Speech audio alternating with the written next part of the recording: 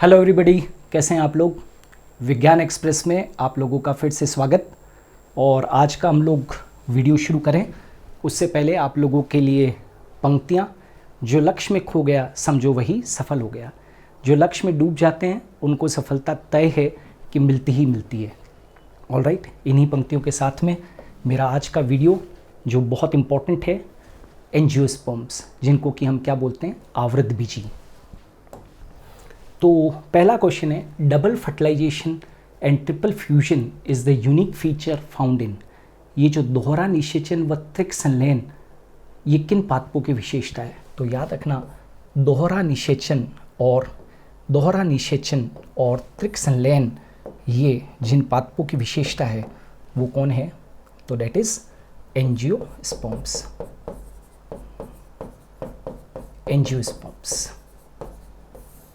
Angiosperms, ठीक है। और याद रखना है, एंजियोस्पर्म्स जैसे क्या होता है, फर्स्ट, मान लीजिए फर्स्ट मेल गैमेट जो कि एन होता है, वो फ्यूज़ होता है किससे, एग सेल से, जो कि एन होती है, तो इसको सिनगैमी कहते हैं। और सिनगैमी तो n+n होगा, तो क्या बनेगा, जाइगोट, और ये 2n स्ट्रक्चर बन जाएगा। जो सेकंड मेल गैमेट होता है वो सेकेंडरी न्यूक्लियस से फ्यूज़ करता है। सेकेंडरी न्यूक्लियस 2 पोलर न्यूक्लियई से बना होता है। यहाँ पर ट्रिपल फ्यूजन होता है, n+2n होता है, और प्राइमरी एंडोस्पर्म न्यूक्लियस, या जिसको कि हम पेन बोलते हैं, वो बनता है, जो कि 3n है।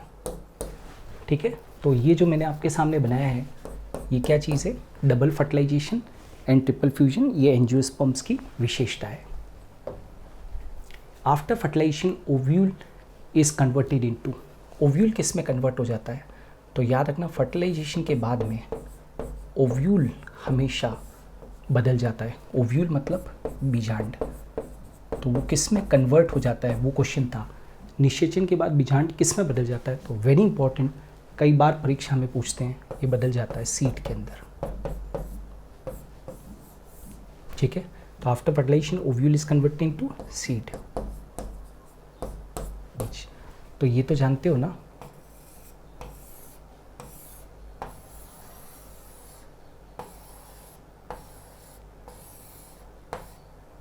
ये ओव्यूल है और ये ओवरी है। तो मेरा क्वेश्चन था कि ओव्यूल किस में बदल गया फर्टिलाइजेशन के बाद में, तो सीड में। After fertilization ovary is converted into, तो फर्टिलाइजेशन के बाद में जो ओवरी होती है, अंडाशय होता है, वो बदल जाता है, दैट इज किस में भैया, फ्रूट में, है ना, फल में। अच्छा, और याद रखना, एक और चीज़ बता दूं साथ के साथ, अंडाशय की भित्ति से फल भित्ति बन जाती है।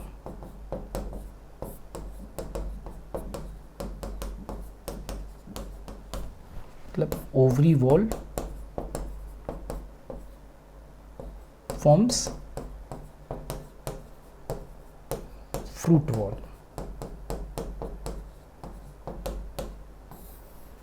Ovary wall forms fruit wall, which is called microsporophyll. बीजाणुपर्ण किसे कहते हैं, कंफ्यूजन नहीं करना है। बीजाणुपर्ण, स्टेमिन को ही हम माइक्रोस्पोरोफिल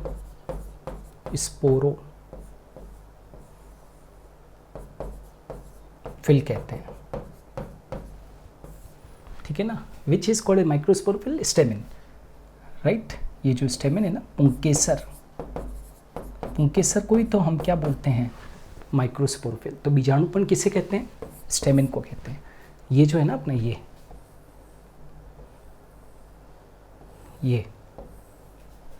ये क्या है, ऊपर एंथर है और ये फिलामेंट है। तो ये डायग्राम किसका है, स्टेमिन का। तो स्टेमिन को ही हम क्या कहते हैं, माइक्रोस्पोरोफिल कहते हैं। स्टेमिन को ही माइक्रोस्पोरोफिल कहते हैं। Name enzyme secreted bye tapetum. आपको मालूम है परागकोश के चारों तरफ वॉल्स होती है, एंथर के चारों तरफ वॉल होती है, उसमें से जो सबसे इनरमोस्ट लेयर होती है वो कौन होती है, टेपेटम। तो टेपेटम एक एंजाइम का सिक्रीशन करती है, उसका नाम क्या है, तो tapetum secrete callase enzyme.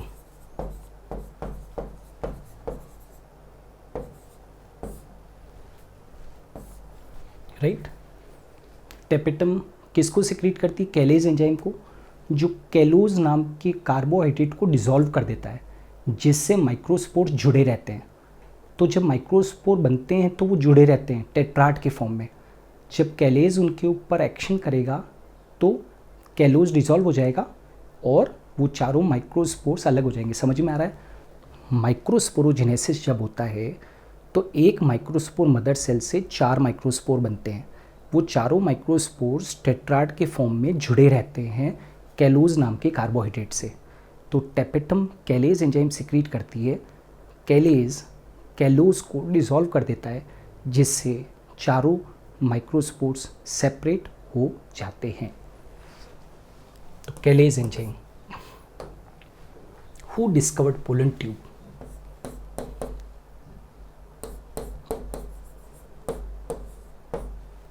Amishi from Portulaca plant.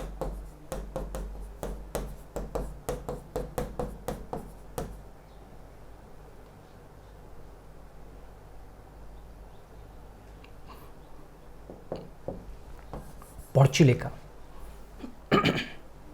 Amishi ने पोर्चुलेका में पोलन ट्यूब की खोज की। अमीशी ने पोर्चुलेका में पोलन ट्यूब की खोज की। What is parthenocarpy. पार्थिनोकार्पी क्या है, formation of fruit without fertilization.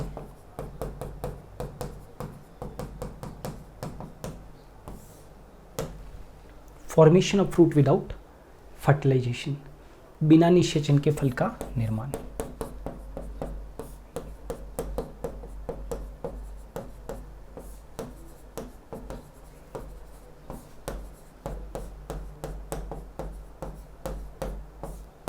बिना निषेचन के फल का निर्माण अनिषेक फलन कहलाता है।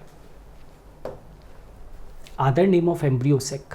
Other name of embryo sac. Embryo sac समझते हैं, ये एम्ब्रियोसेक ऐसा होता है,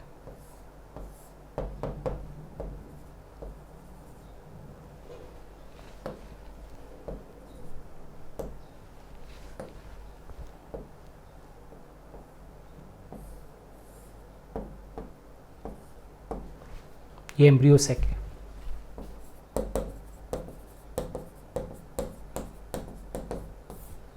भ्रूण कोश।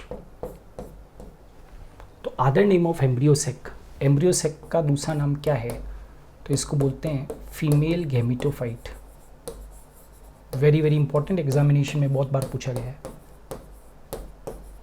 फीमेल गैमेटोफाइट यानी कि मादा युग्मकोद्भिद।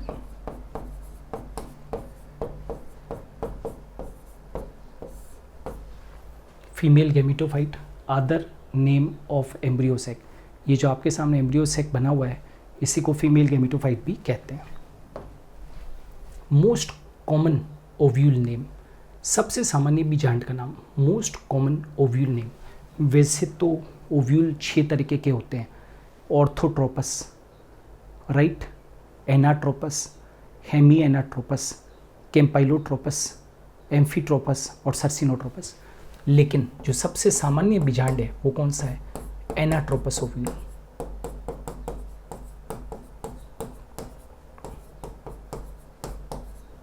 एनाट्रोपस ओव्यूल, इसको हिंदी में बोलते हैं प्रतीप बीजांड। फाउंड इन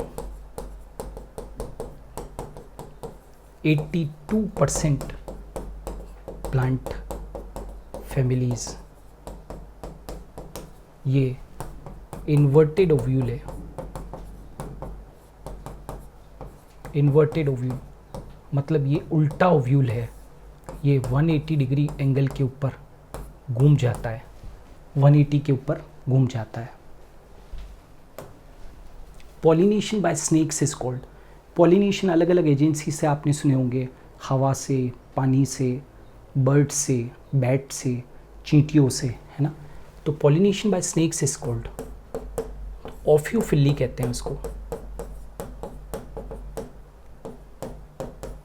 जैसे मैं देता हूँ एग्जाम्पल देता हूँ, for example santalum,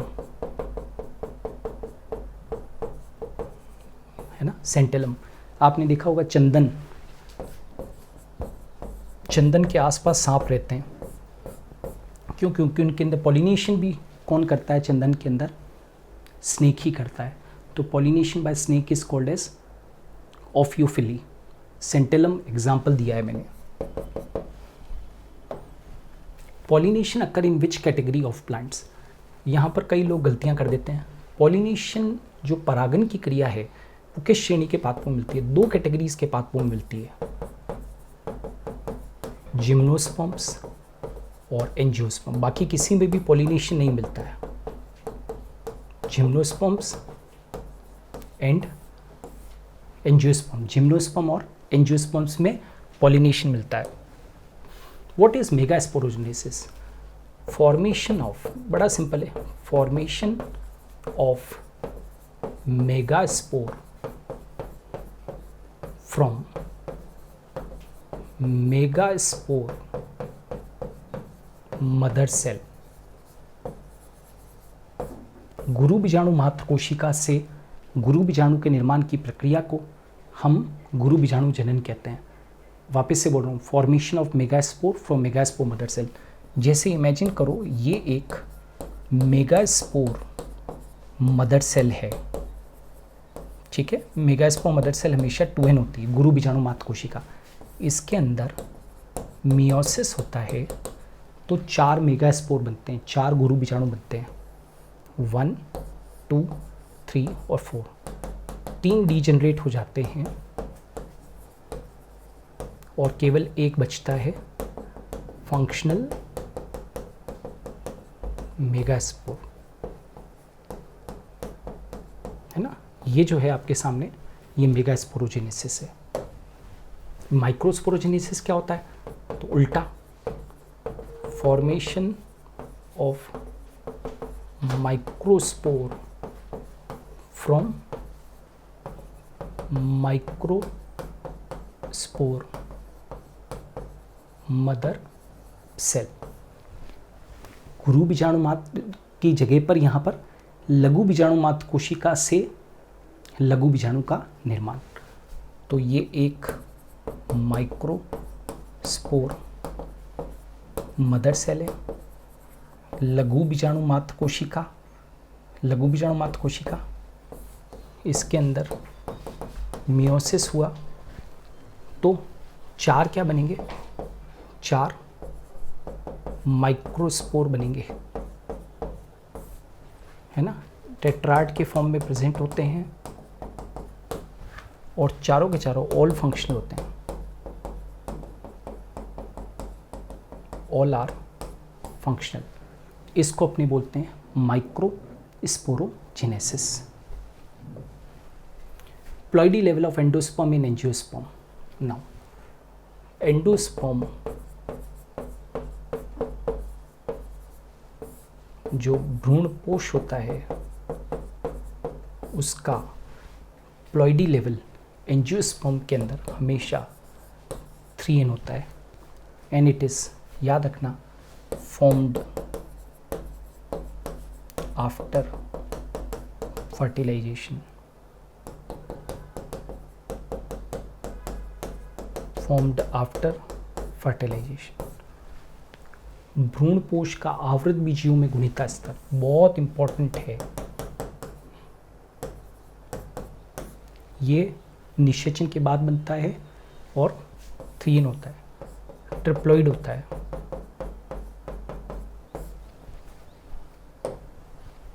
ploidy level of endosperm in gymnosperm,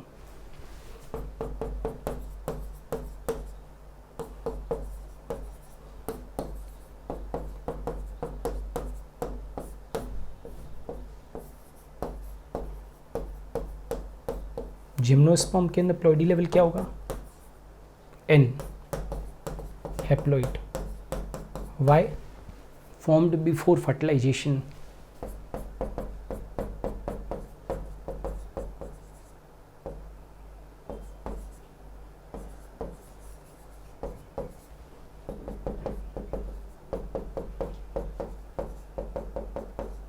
formed before fertilization, which is called as megasporangium. आप मेगास्पोरेंजियम किसको कहोगे? ध्रुव बीजाणुधानी किसे कहते हैं? तो ओव्यूल को ही कंफ्यूजन नहीं करना है, ओव्यूल को ही मेगास्पोरेंजियम कहते हैं। मतलब जो बीजांड होता है, ये जो होता है ना इस तरीके का, ये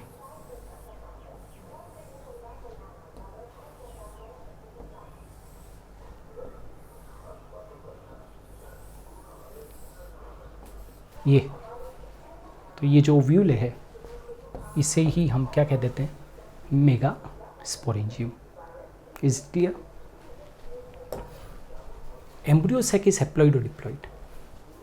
ये एम्ब्रियो सैक है,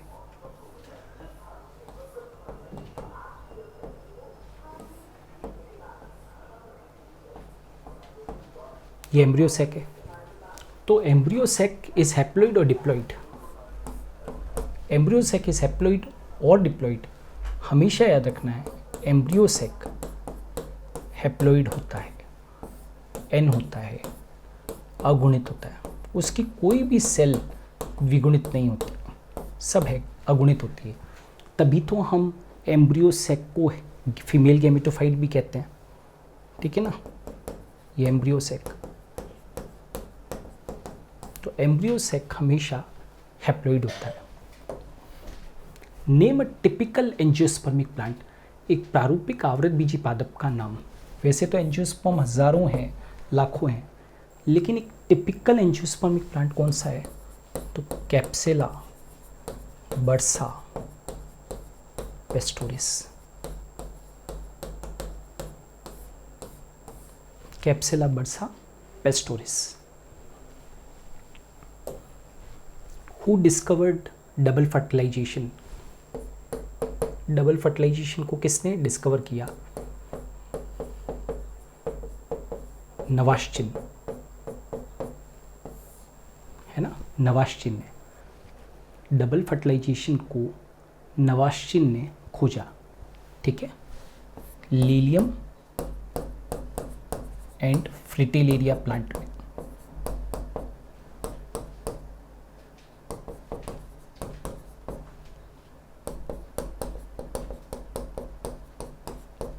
लीलियम एंड फ्रिटिलेरिया प्लांट में।